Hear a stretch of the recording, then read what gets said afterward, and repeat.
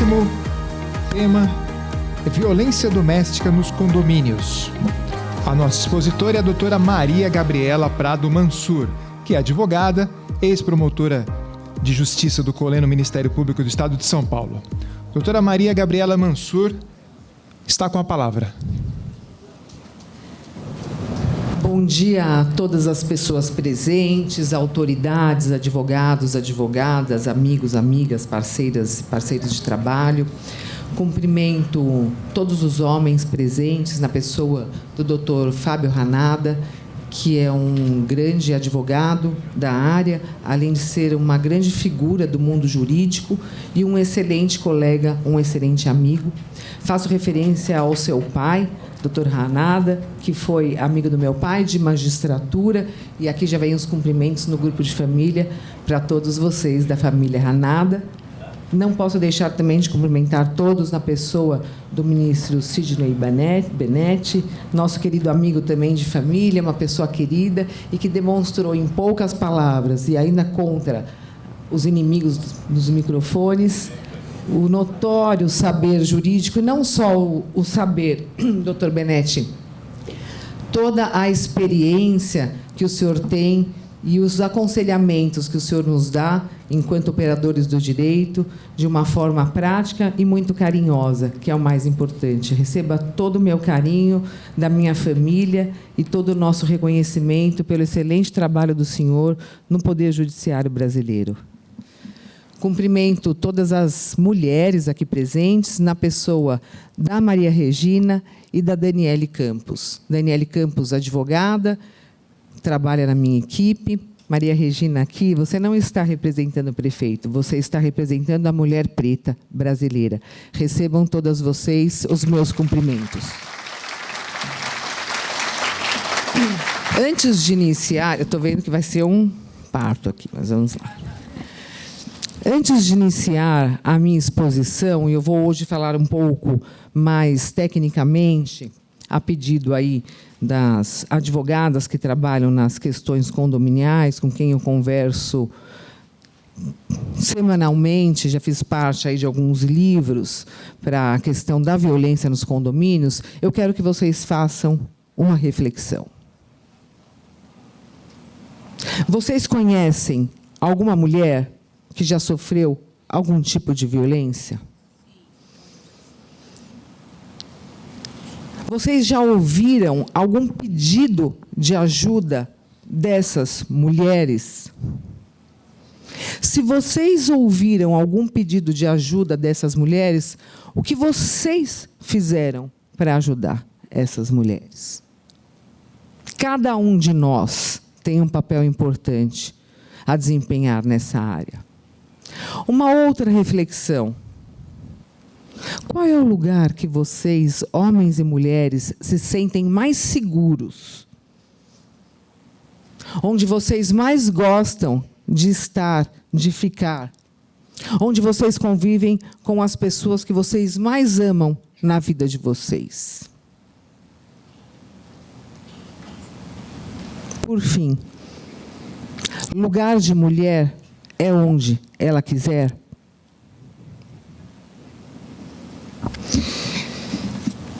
Meu nome é Gabriela Mansur, eu sou hoje em dia advogada, com muito orgulho, e agradeço todo o carinho e acolhimento que recebi da Ordem dos Advogados do Brasil, principalmente da região de São Paulo. Atualmente, sou especialista em direitos das mulheres, de forma interseccional, em todas as áreas do direito afetadas por lesões ou ameaça de lesões a direitos de meninas e mulheres brasileiras.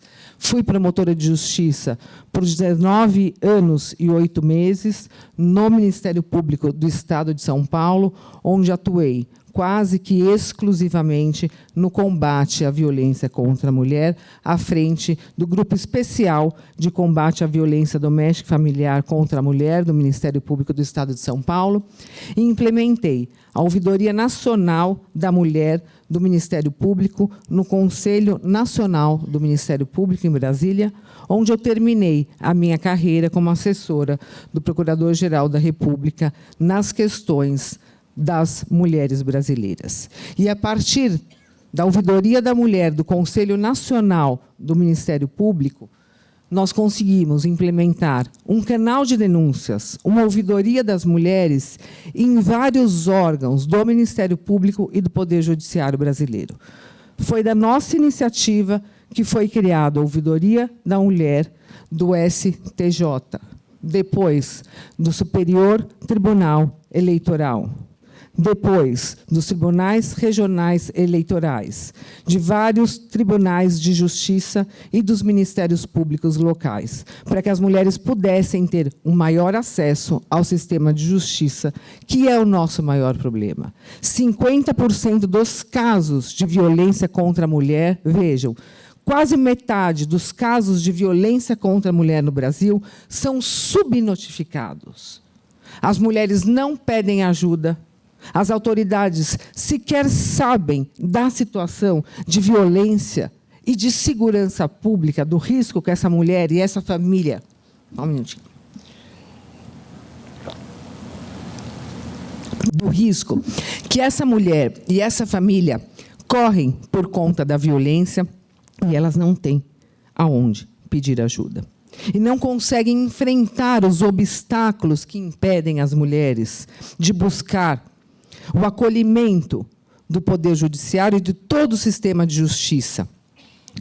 Por medo, por dependência financeira e emocional, por falta de credibilidade, muitas vezes, no sistema de segurança pública e no sistema de justiça.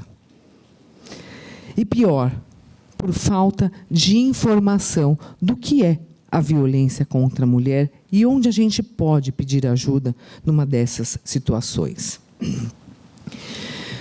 Como nós não estamos com um público que é especializado em direito das mulheres e no combate à violência contra a mulher, eu trago para vocês alguns dados que são importantes deixarem registrados aqui, para que vocês possam entender qual é a gravidade da violência contra a mulher no Brasil. Não é mimimi, é uma coisa muito séria. Aliás, enquanto promotora de justiça, e praticamente durante toda a carreira, à frente de promotorias criminais, não só de violência contra a mulher. Trabalhei no GAECO, no crime organizado, no combate à corrupção, improbidade administrativa, crimes patrimoniais como roubo, latrocínio, estelionatos, onde eu estava em Taboão da Serra, uma das cidades mais perigosas em termos de crimes patrimoniais do Estado, atuando também na vara da infância e juventude, na esfera também penal, criminal, de atos infracionais, eu posso dizer para vocês que 70% hoje dos processos criminais nas varas criminais são de violência contra a mulher. E muitas colegas que foram para o tribunal do júri, atuar como promotoras do júri, têm me ligado e falado: Gabi, estou lembrando de você, Maria Regina. Mais da metade dos processos que chegam aqui são de feminicídio, que é a morte violenta da mulher simplesmente por sermos mulheres. E esse alto índice de violência, infelizmente, faz o Brasil, eu não sei se vocês sabiam, que o Brasil é o quinto país do mundo com maior índice de violência contra a mulher. É o país que mais mata mulher, simplesmente pelas mulheres nascerem ou serem mulheres. Olhem para o lado, por favor, umas para as outras, uns para os outros, tipo missa mesmo.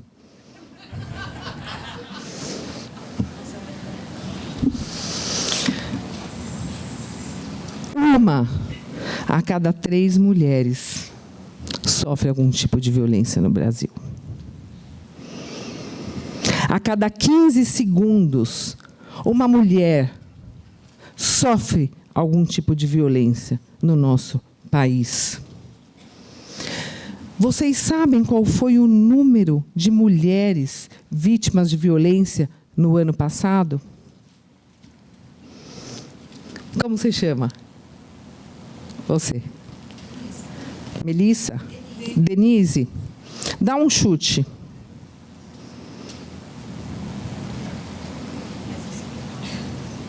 Alguém, um chute.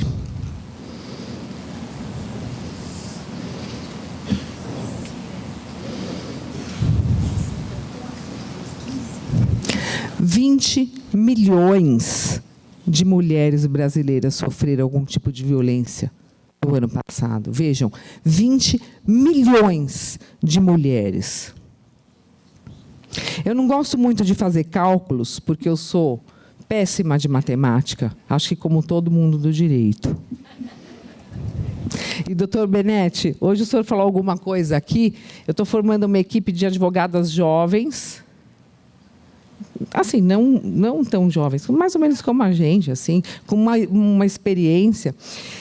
E eu tenho falado muito isso. Gente, os juízes, os promotores não têm tempo. A gente até quer, mas não dá tempo de ler tudo. Então, estou me pondo como a promotora que recebe aqueles processos desse tamanho, com um monte de coisa, e você vai... Deixa eu ver o que é mais objetivo, porque são 20 mil processos numa vara e numa promotoria, muitas vezes para um promotor, para um juiz, e enquanto os nossos assistentes, quando temos, estão também assoberbados de serviço. Então, é uma questão prática. Eu entendo que o direito, hoje em dia, ele tem que ser mais objetivo, mais eficaz, menos burocrático, para que nós possamos ir direto ao ponto. Então, eu tenho visto, eu pego as petições, eu risco, falo, não precisa falar isso, não precisa falar isso já falou, põe isso daqui, para que a gente consiga fazer, inclusive na esfera criminal, algo mais prático, para que possamos ter, de pessoas como o doutor Sidney Benetti, o olhar para a justiça e, com todo o respeito, doutor, para a mulher brasileira, que bate muitas vezes na porta da justiça e essa porta não se abre. Então, voltando ao cálculo, 20 milhões de mulheres que sofreram algum tipo de violência. Eu fiz na promotoria de Taboão da Serra, onde eu fiquei por 4 anos, e lá eu instalei o primeiro núcleo de violência contra a mulher do estado de São Paulo. O custo da violência contra a mulher. Uma mulher que sofre violência, ela custa por mês para o Estado R$6 mil. Vejam, por mês para o Estado, para que ela movimente o judiciário, a máquina do judiciário, para ter protetiva, instauração de inquérito policial, um processo, para que ela tenha atendimento psicológico, socioassistencial e seja, se necessário, encaminhada para o mercado de trabalho, para que os filhos dela também tenham assistência e segurança. Se ela tem medida protetiva, que se for só um papel na mão dessa mulher não adianta muito, a fiscalização dessa medida protetiva com tornozeleiras eletrônicas, botões do pânico, e a Guarda Civil Metropolitana ou a Polícia Militar fazendo patrulhamento dessa medida protetiva.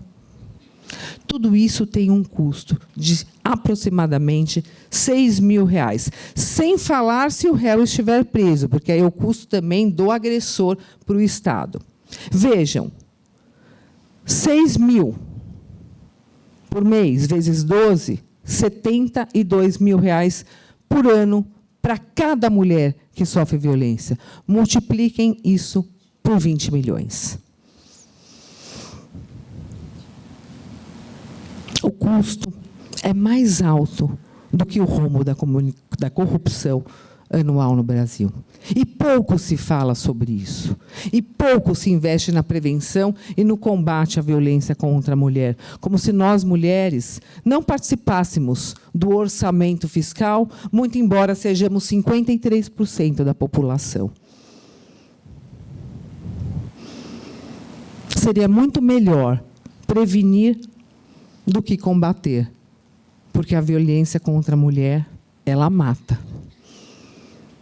Ela mata a mulher fisicamente ou ela pode matar a mulher na sua alma. E aí nós, mulheres, perdemos o quê?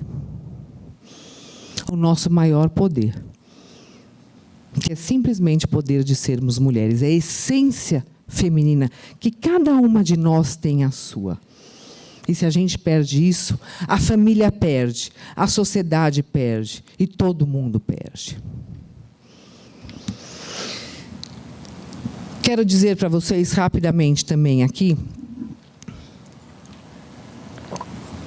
e depois eu vou mostrar um vídeo só para materializar o que eu estou falando, que nós não podemos resumir a violência contra a mulher e a violência doméstica à violência física. Não é só o tapa que é violência contra a mulher. Não é só aquela marca roxa. Por isso que eu falei para vocês, olhem para o lado. A gente muitas vezes não vê as marcas da violência numa mulher. Eu não estou vendo, espero também não ver, nenhuma de vocês aqui com o olho roxo, como eu via na minha promotoria diariamente, com o braço quebrado, com o nariz quebrado, com o corpo queimado, com os cabelos arrancados e cortados pelos ciúmes. Não, pelo ódio, pelo preconceito, pela discriminação, pela violência. Eu não vejo aqui. Mas eu tenho certeza que aqui tem muitas marcas da violência, que ninguém enxerga. Então, nós não podemos resumir a violência contra a mulher, a violência doméstica, somente com a violência física. Nós temos no nosso Código Penal alguns crimes que dizem respeito à violência contra a mulher. E nem toda violência ainda é crime no Brasil. Mas quais são as formas de violência que estão expressas na Lei Maria da Penha? A violência física, que é o sofrimento físico, é a dor no corpo, deixando ou não marcas aparentes. Aí nós temos a lesão corporal ou vias de fato, quando é só um vermelhidão ou um puxão de cabelo que não deixa marcas, um empurrão. Depois nós temos a violência moral. O que é a violência moral? É o xingamento. É a ofensa, é a difamação, é falar mal daquela pessoa, afetando a honra subjetiva e objetiva dela, diretamente por interposta pessoa, ou, por exemplo, postando nas redes sociais. É destruindo a imagem, a intimidade, a privacidade daquela mulher. A calúnia. Imputar falsamente a alguém crime que sabe que não cometeu, apenas também para manchar a imagem daquela pessoa perante a sociedade, como se ela fosse uma criminosa, enquanto ela é vítima de violência contra a mulher. Violência patrimonial. O que é a violência patrimonial contra a mulher? É o prejuízo financeiro. E por que pouco se fala sobre isso? Porque é como se nós, mulheres, não tivéssemos direito ao patrimônio, à renda. Sempre numa posição ou de cuidadora, ou de pilar da família, que é importante, obviamente, mas nós não nos resumimos só a isso, salvo se for nossa própria vontade. Porque a mulher tem direito ao trabalho, a mulher tem direito à renda, a mulher tem direito à propriedade e à sua independência financeira, de controlar, inclusive, o seu próprio dinheiro. E a violência patrimonial, não existe um crime próprio que tipifica esse tipo de comportamento. E vejam, qualquer prejuízo financeiro à mulher. Então, vou dar um básico. Numa discussão, pega o celular da mulher e joga o celular na parede, destrói o iPhone novinho que ela acabou de comprar com o salário dela. Queima as roupas, joga os sapatos pela janela. Aí, eu acho que tinha que ser um crime qualificado.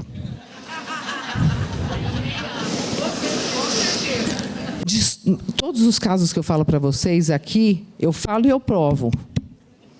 Eu sou aquela advogada, viu, doutor Benetti, que é meu irmão João, que é o único advogado da família, porque aí, o que o Antônio faz? É juiz. O que a Domitila faz? É juíza. O que a Gabriela faz? É promotora. E o João? Ele falou, bom, eu não vou falar nada, eu vou embora. Eu sou quem paga as contas, ele fala. Ele fala, não dá para te contratar como advogada, que agora eu sou sócia dele, né, que fiquei desempregado. E aí ele falou, não dá, você vai brigar com todo mundo, não dá, tem que ter calma. Eu falei, não, calma, eu sou uma advogada e ex-promotora. Aos pouquinhos eu vou consertando. Mas todos os fatos que eu trago aqui são fatos que eu peguei na minha promotoria e atuei enquanto promotora de justiça. Quebrar totalmente, inundar, colocar fogo nas maquiagens. E não estou falando de mulher rica, não. Estou falando de todas as classes sociais. Porque todas nós temos as mesmas vontades enquanto mulheres, independentemente da nossa classe social, da cor, da religião, da ideologia política, da idade, da origem, da orientação sexual. É a essência feminina. Lembrem-se sempre disso. a essência feminina. Agora eu vou dar um outro exemplo de violência patrimonial. Fraudar. Eu tenho visto muito isso enquanto advogada, também de família, e tenho ficado muito chateada e decepcionada. Fraudar a partilha de bens no divórcio, na dissolução da união estável, fazendo uma verdadeira asfixia processual, psicológica e patrimonial contra a mulher. Declarar menos para pagar alimentos num valor abaixo do binômio necessidade e capacidade. Fazer dívidas no nome da mulher, impedindo-a de ter acesso ao crédito, sujando o seu nome e alijando-a do mercado, como se ela fosse estelionatária e devedora contumaz. Quer ver uma coisinha básica que eu vejo? Colocar os pontos da carteira no nome da mulher. Isso é uma violência patrimonial. Primeiro, por conta do custo do imposto, da multa. Doutor, nós vamos conversar. Eu não posso prender em flagrante, mas eu posso comunicar às autoridades competentes.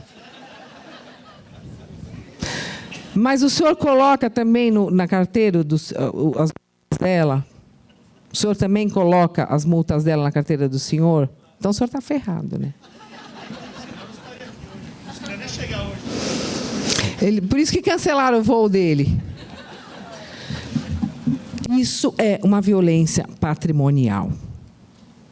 Nós não temos um tipo penal próprio para isso. Nós temos apenas o crime de dano no Código Penal, que se processa mediante ação penal privada, ou seja, a própria vítima tem que providenciar a queixa-crime no prazo de 6 meses com o advogado, porque a defensoria não está preparada, não tecnicamente, números de defensores públicos mesmo, para ajuizar queixa-crime para as mulheres vítimas de violência patrimonial e moral, porque são ações penais de natureza privada. E a própria vítima tem que providenciar o ajuizamento da queixa-crime no prazo de 6 meses após os fatos, sob pena de extinção da punibilidade. E ninguém sabe disso.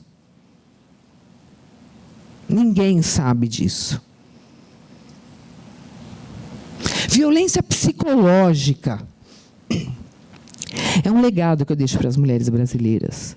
Porque, enquanto promotora da vara de violência contra a mulher, eu recebia muitos casos em que eu via que, além daquela lesão corporal na vítima, além daquela lesão à liberdade sexual da vítima, nós tínhamos também uma lesão à saúde psíquica, à saúde social e à saúde física da vítima, causada por atos que não eram de lesão corporal, mas sim de lesão à alma daquela mulher. O controle, a humilhação, o isolamento, a desqualificação, a posse, a propriedade. Você não pode isso.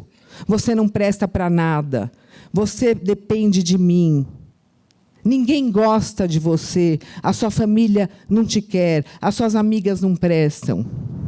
Isso tudo faz com que a mulher se isole, se sinta diminuída perante outras pessoas e a sua própria família, e só dependa daquele agressor, para que ele possa humilhar e abraçar. Humilhar e abraçar. Numa escalada de violência que a própria mulher não percebe que é vítima de violência, porque é como se fosse um intenso amor que camufla o controle, ou um intenso cuidado que camufla a posse. E ela fica na dúvida se é um exagero dela ou se ela é vítima de violência. E quando ela vai ver, ela já está adoecida. É lesão à saúde da mulher. E o crime de lesão corporal, ele diz: ofender a integridade física ou a saúde de outrem. E quando nós falamos saúde, nós podemos incluir a saúde física, psíquica e social. Saúde física é o sofrimento físico.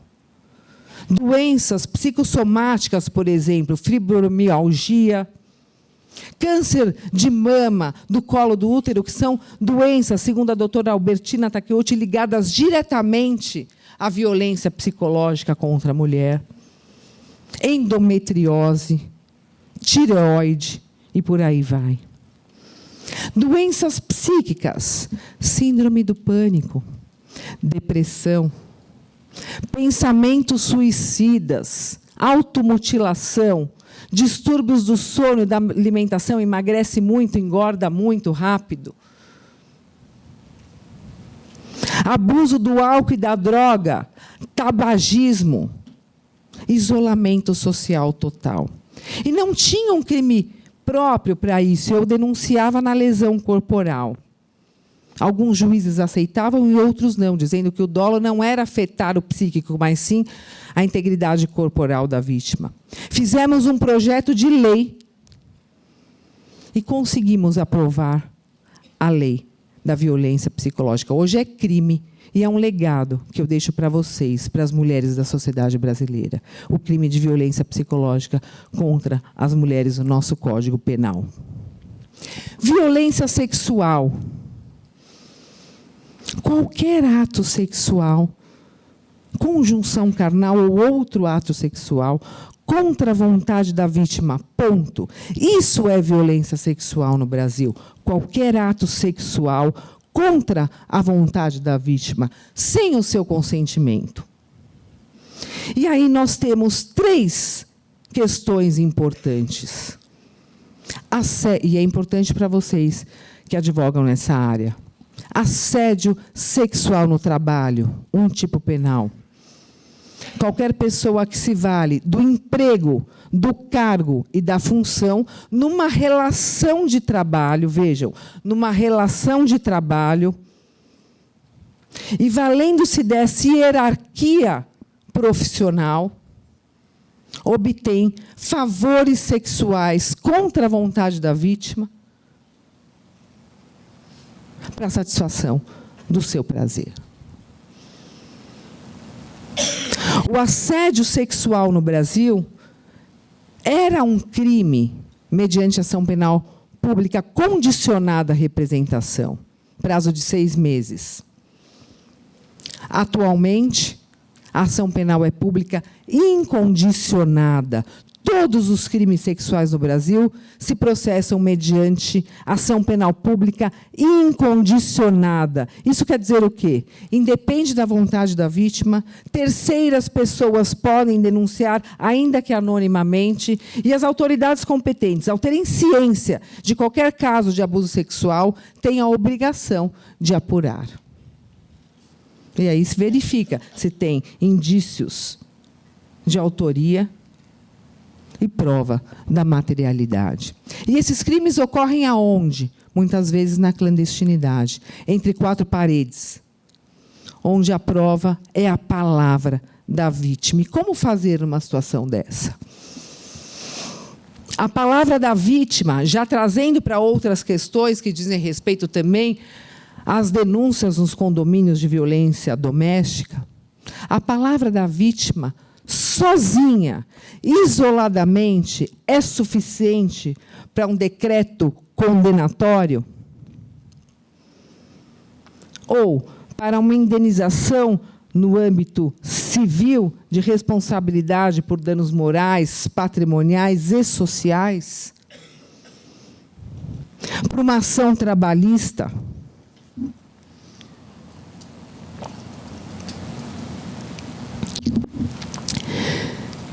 Eu nunca fiz uma denúncia, eu fiz muitas denúncias de estupro, infelizmente. Mas eu nunca fiz uma denúncia somente consubstanciada na palavra da vítima. Não porque eu não acredite, até porque se eu não acreditasse, eu não iria fazer. Eu ouvi 583 vítimas do caso do João de Deus, quando ninguém ouviu essas mulheres. E eu me coloquei à disposição.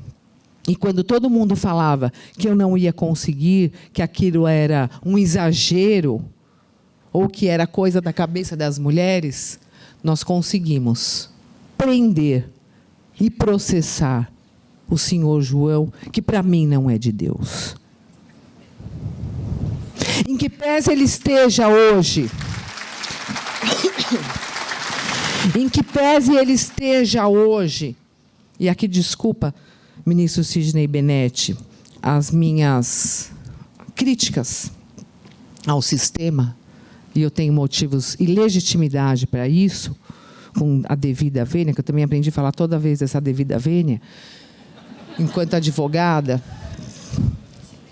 E aí, só um parênteses, eu lembrei de uma coisa engraçada. Eu comecei advogando e aprendi a ser assim, não no Ministério Público, que é a minha segunda família, que tem um grande amor e carinho, em que pese também eu faço as minhas críticas, que eu já fazia internamente. Não é aquela música do Lima lá, cuspiu no prato que comeu. Não, é com embasamento.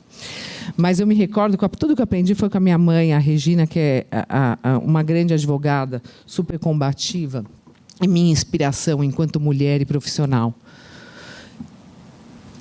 Ela um dia me falou, eu tinha 19 anos, tinha acabado de entrar na faculdade, falei, mãe, vou despachar, tal. Então ela falou, vai. Então vou chegar lá, como que eu faço? Era um negócio de alimentos. Pega o processo, ainda era físico, e você fala assim, excelência, não é para chamar de doutor, excelência. Vim aqui despachar alimentos, não é alimentos só para comer, alimentos é uma ação, né, que a mulher precisa da necessidade. Falei, não, tudo bem. Eu fui lá toda nervosa, com uma pastinha de gravata, que eu adorava usar gravata, ainda uso. E eu esqueci que não era para chamar de doutor, mas eu esqueci o nome que tinha que falar. Aí eu falei assim, Sua Santidade, eu vim aqui despachar os alimentos que a minha cliente está morrendo de fome. Obviamente que eu consegui eliminar. Mas com a devida vênia, ministro Benetti, o João de Deus não poderia estar em prisão domiciliar. A lei é falha para as mulheres. Um crime hediondo, dos mais graves da humanidade, em que uma pessoa se vale da esperança, da fé, da busca por um milagre, e se aproveitando dessa vulnerabilidade de mulheres grávidas, com câncer, carecas, em tratamento, com filhos drogados, com maridos falidos, com pais doentes, se aproveitando dessa vulnerabilidade, delas abusa sexualmente como se fizesse parte do tratamento. Ou como, que é uma nova expressão que nós criamos, nos crimes de ameaça, que se tem a necessidade de elementar ameaça para a configuração do tipo penal, a intimidação espiritual. Se você não fizer isso, tudo que você veio buscar aqui vai voltar contra você. Você vai morrer de câncer por sua causa. A sua filha vai ter o problema de saúde porque você não fez o que tinha que ser feito. A sua mãe que está lá na porta, doente, vai morrer porque você tinha que ter limpado espiritualmente. E para esses crimes, um dos mais graves da humanidade, essa semana eu dei uma entrevista para acho que é a CNN de Londres, ainda estão tentando entender por que o João de Deus está solto. Porque ele está em regime domiciliar, no aconchego do lar, uma fazenda em Goiás. Enquanto as vítimas ainda choram aquela marca na alma que aquela violência sexual gerou. Mas é mais um legado que não só eu, como outras mulheres que atuaram nesse caso, deixam para a sociedade brasileira. Porque nós temos um tipo de combate à violência contra a mulher no Brasil antes da Lei Maria da Penha, antes do caso do João de Deus e depois do caso de João de Deus. Casos de pessoas importantes, hierarquicamente superiores, de poder financeiro, do cargo, emprego, função, espiritual, religioso, jamais seriam denunciadas se nós não tivéssemos escancarado o caso do João de Deus. Quero só partir agora, que ele falou que só falta um minuto, que eu vou começar então a falar da questão condominial. Mas vamos ao que interessa. Só para vocês saberem o seguinte, a Lei Maria da Penha é uma lei que, na terminologia, quando da sua aprovação, teve um erro técnico, e nós não percebemos isso, porque ela deveria ser uma lei de combate à violência contra a mulher, e não só uma lei de combate à violência doméstica e familiar contra a mulher. Quais são as situações que se aplicam à Lei Maria da Penha? Relações íntimas de afeto, presentes ou passadas, independentemente de coabitação ou do tempo de duração. Então, marido, ex-marido, companheiro, ex-companheiro, namorado, ex-namorado, ficante, ex-ficante, enfim, a minha filha falou que tem os termos certos, rolê, ex-rolê, tudo isso abarca a violência contra a mulher. Segunda situação, relações de parentesco, em que há uma família, um núcleo familiar, independentemente de coabitarem ou não, de serem presentes ou passado. E também que convive, isso é importante, no mesmo ambiente. E aí, no mesmo ambiente familiar, nós podemos estender, já tem jurisprudência nesse sentido, no mesmo ambiente condominial, no mesmo ambiente, muitas vezes, de trabalho. E qual é a diferença de se aplicar a Lei Maria da Penha? Varas especializadas, promotorias especializadas, medidas protetivas de urgência, entre outras situações. Mas as medidas protetivas de urgência, nesses casos, são muito importantes. Por quê? Porque, a partir do momento que a mulher tem uma decisão pela concessão de uma medida protetiva de urgência, não aproximação, não manter contato, ser afastado do lar por conta da violência, entre outras situações, o descumprimento gera o quê? O que gera o descumprimento das medidas protetivas? Todo mundo tirou 0. Gente, descumprimento de medida protetiva é prisão. Vou te dar o livro, hein? Descumprimento de medida protetiva é prisão. Só que nós temos que comprovar o descumprimento. E, muitas vezes, qual é a prova? Câmeras de segurança do condomínio. Comunicação dos funcionários do condomínio, dos vizinhos, do síndico. E aí eu já entro rapidamente na questão da lei, que eu coloquei na mão para não esquecer. 17.406/2021. Essa lei determina que os síndicos ou administradores dos condomínios comuniquem em até 24 horas situações de violência para as autoridades competentes, ou para a polícia, ou para as autoridades de segurança pública. Vejam, e eu quero deixar para vocês essa questão. Em até 24 horas. Se estiver sendo em flagrante, qual que é a obrigação? Gente, imediata. E a lei fala sobre isso. A lei fala o seguinte: se o crime estiver sendo cometido naquele momento, é flagrante, tem que ligar imediatamente. Quando essas situações são assim, não adianta canais 180, tem que chamar a polícia. Flagrante é 190. Não se esqueçam disso. Por quê? Não é só pela responsabilidade, é porque você pode salvar uma vida. Você pode salvar uma vida. 190. E franqueie a entrada dos policiais no condomínio, por favor. Ah, mas depois eu vou ser preso porque eu vou estar abuso de autoridade, vou estar violando. Vejam, a Constituição Federal diz que a casa é asilo inviolável. Nela, ninguém podendo adentrar, salvo o seu morador, a sua família. Ok, vírgula. Salvo 3 exceções, gente. 3 exceções. Qual que é a primeira exceção? Calamidade, algum desastre, alguma situação emergencial. Caso fortuito, força maior, pegando fogo na casa, uma enchente, alguma coisa nesse sentido. Isso é uma situação que determina a entrada sem autorização de quem mora, do dono, do proprietário, do possuidor. Segunda situação, mediante mandado judicial. Busca e apreensão. Terceira situação, qual é? flagrante delito. Agora eu pergunto para vocês, por que, em havendo uma situação de violência contra a mulher, em que você escuta os berros da mulher e depois um silêncio, em que você escuta bens sendo destruídos, crianças chorando e depois um silêncio, por que isso não é flagrante delito? Por que isso não é estado de flagrância que autoriza a entrada da polícia? Eu já fui cumprir alguns mandados de busca e apreensão, de tráfico. Eu já estive presente em outros cumprimentos, em locais em que havia jogos clandestinos. Ninguém tinha mandado judicial. Entraram porque era um crime permanente. Estado de flagrância. Pode e devem entrar. Só mais uma situação para vocês.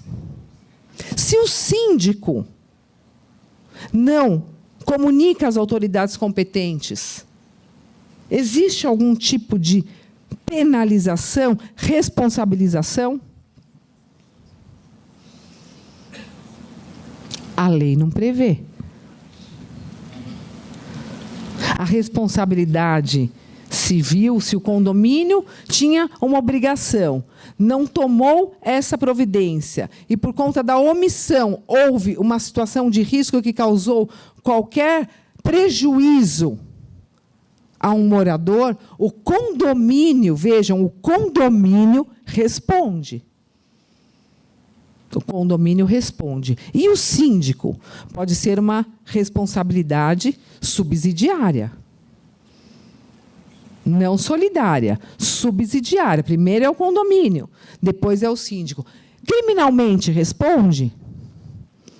Não existe crimes cometidos por pessoas jurídicas no Brasil, salvo alguns crimes ambientais.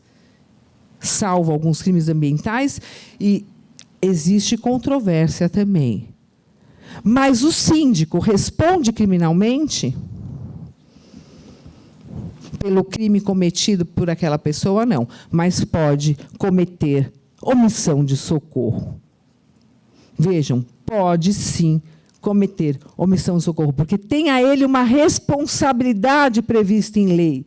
E a omissão dele impediu que você pudesse evitar o resultado do crime praticado pelo agente, pelo agressor contra aquela mulher, contra aquela criança, aquela pessoa idosa, aquela família. E administrativamente, o síndico pode ser destituído do seu cargo?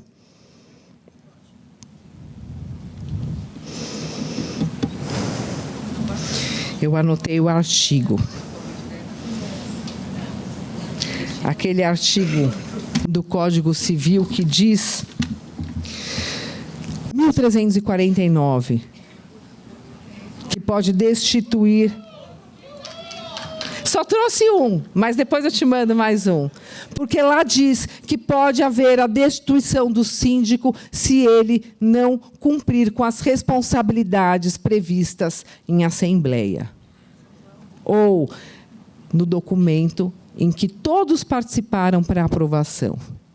Então, vejam, existe uma responsabilização. E mais, se uma lei diz que precisa ter comunicação em até 24 horas de situações de violência contra a mulher, que precisa estar fixado nos condomínios, nos elevadores, nas paredes, o alerta da violência, os condomínios têm que providenciar o treinamento. Isso é muito importante, gente. É um custo baixo e é um investimento na prevenção da violência contra a mulher. Por isso que eu fiz toda essa reflexão com vocês. Por que nós estamos aqui falando sobre isso? Porque nós podemos salvar uma vítima de violência. Que pode ser eu, pode ser você, pode ser qualquer uma de nós, pode ser uma filha, pode ser uma mãe, uma irmã, uma amiga, uma sócia, a nossa funcionária. Treinamento dos funcionários dos condomínios, para que eles saibam o que fazer quando eles escutam os gritos da violência. A quem procurar, como encaminhar esse caso, se a polícia pode entrar, o que é descumprimento de protetiva. Como que eles ficam sabendo se aquela mulher que mora lá e o marido foi afastado do lar, se ele tem o direito de entrar, ele vai falar: eu sou dono do apartamento, eu sou o condômino, eu sou o possuidor, eu sou o pai. E eles deixam entrar e entram. E eu peguei casos em que entrou e matou a mulher lá dentro, na frente dos filhos. Dava para evitar. Aliás, os feminicídios no Brasil são evitáveis. Todos os feminicídios, quando uma mulher morre, alguém falhou, ou todos nós falhamos. Levem isso com muita seriedade e amor no coração de vocês. A maioria dos casos que eu consegui, a condenação do réu por feminicídio, os meus grandes aliados foram os anjos da violência. Sabe quem são? Os vizinhos, os funcionários, os advogados e advogadas que se esforçam diariamente para fazer justiça por todas nós. Tinha alguns casos emblemáticos aqui que eu vou deixar para um próximo capítulo, para vocês me convidarem para uma próxima palestra, antes que o meu microfone pife do nada. Mas, só para falar para vocês, 3 casos que eu estou. Inconformado com o término do relacionamento, enquanto a mulher viajava, o ex-namorado foi até o condomínio, conseguiu lá adentrar clandestinamente e colocou fogo no apartamento da mulher. Veja, doutor Benetti, gravidade de situação. Fogo no apartamento em que se alastrou rapidamente para todo o prédio, quase explodiu, um condomínio de 18 andares, num bairro nobre de São Paulo. Segundo caso, a mulher, numa briga de patrimônio, pegou o carro comum do casal. Ele denunciou para a polícia dizendo que o carro era dele.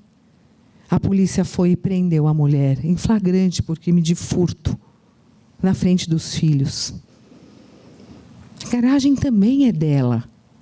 O carro também é dela. Aí sim, os funcionários, os porteiros e o síndico não deveria ter deixado entrar. Aí sim, cadê o mandado de busca e apreensão? Terceira situação. Ah, querida dona Maria. Maria Regina. Maria é meu nome, Regina é o da minha mãe. Em cárcere privado e situação análoga à escravidão por 12 anos, num bairro nobre de São Paulo. Mas a denúncia chegou para mim. Não só para mim, como para 15 mulheres justiceiras em todo o Brasil. E nós fomos lá buscar a dona Maria.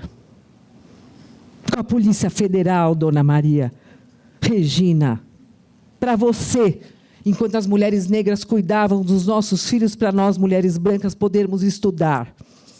Todo o meu agradecimento. Eu devo muito a vocês, porque eu só estou aqui hoje porque uma mulher negra cuidou dos meus filhos. Elaine Caparrós. Quem se lembra do caso da Elaine Caparrós? Aquela mulher carioca que encontrou com um rolê, um amigo, um ficante, combinou de ir para a casa dela e, quando ele chegou na casa dela, ele a espancou brutalmente porque ela não quis ter relação sexual com ele. Desfigurou a cara da Elaine Caparrós e fugiu. A Elaine Caparrós já passou por mais de 10 ou 15 cirurgias para reconstruir o seu rosto. Tentativa de feminicídio. Ela só não morreu por quê?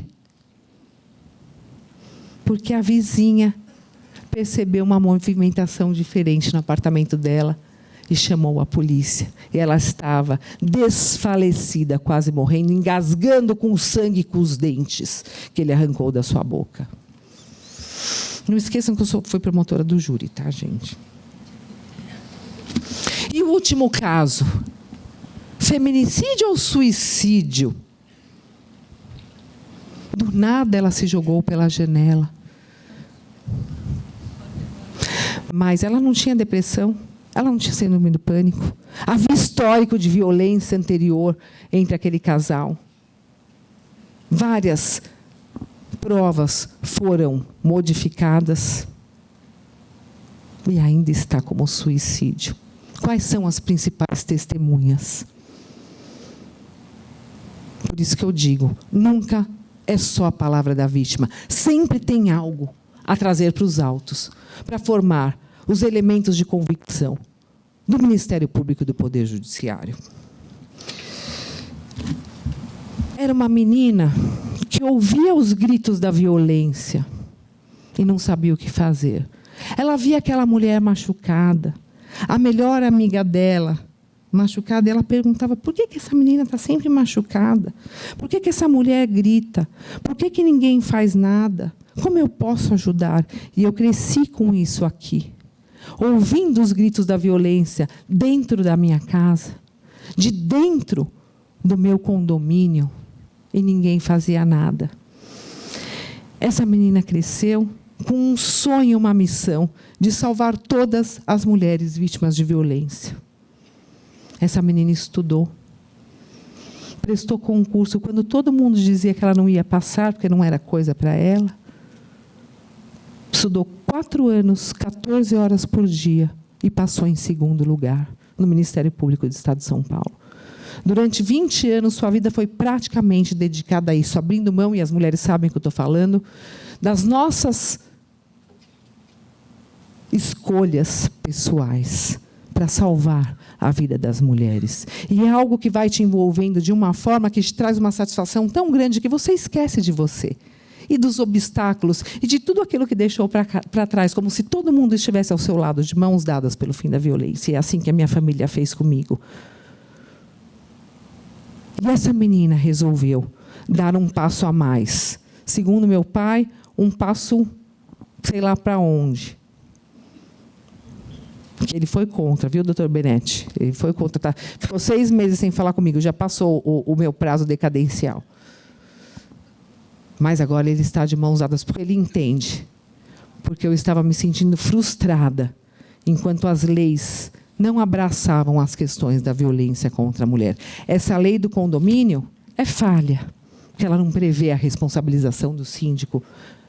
A lei que prevê os bares e restaurantes, eu estou com 4 casos de estupro em bares e restaurantes, que prevê que tem que dar as câmeras de segurança, é falha, porque não prevê o prazo que eles têm que armazenar as imagens, e está todo mundo se esquivando por aí. Não tenho mais a imagem, não tenho mais a imagem. De mãos atadas eu estava me sentindo, e agora eu estou um pouco mais livre para lutar por todas nós com a devida vênia. Essa menina que tinha um sonho sou eu. E meu sonho começa aqui, que é, como advogada, conseguir lutar pelos direitos de todas nós. Lugar de mulher é, sim, aonde ela quiser. Muito obrigada. Contem comigo como mulher, como cidadã brasileira e como colega de vocês. Eu preciso quebrar o protocolo.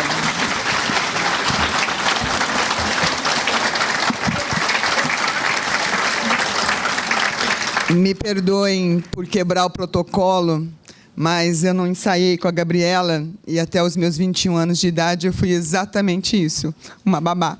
Então eu fiquei muito emocionada, muito mesmo, e muito grata por ter tido essa oportunidade e essa homenagem de hoje te conhecer, uma mulher maravilhosa. Parabéns.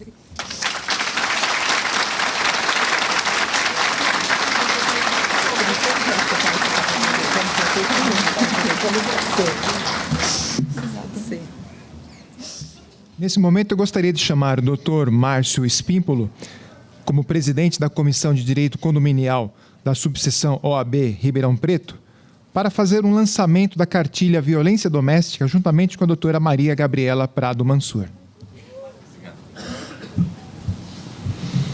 Bom, gente, eu volto aqui rapidinho agora, já como presidente da Comissão de Direito Condominial da OAB, não mais da FAAP, tá? Vocês vão me confundindo aqui toda hora.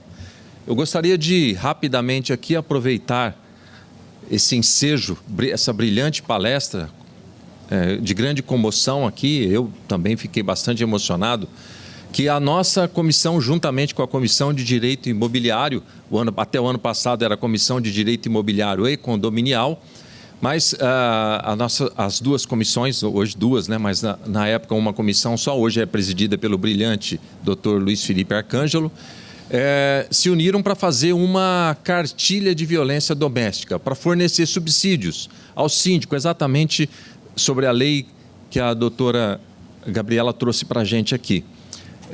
Para que a gente consiga, de uma forma efetiva, fazer com que isso que ela disse aqui, na prática, a gente consiga fazer nos condomínios. Vocês vão observar que no auditório do lado externo tem alguns cartazes sobre essa cartilha. Nós não temos condições de dar uma para cada um no papel, mas vocês podem apontar o seu celular, o QR Code, vocês baixam essa cartilha e pode colocar nos seus condomínios, murais, onde vocês preferirem. É muito importante isso, mas eu quero dar a palavra às duas, a Thaís Tremonte e Carla Baldo, que são as idealizadoras, quem for realmente que fez essa cartilha acontecer. Por favor, doutoras, fazem parte da nossa Comissão de Direito Condominial.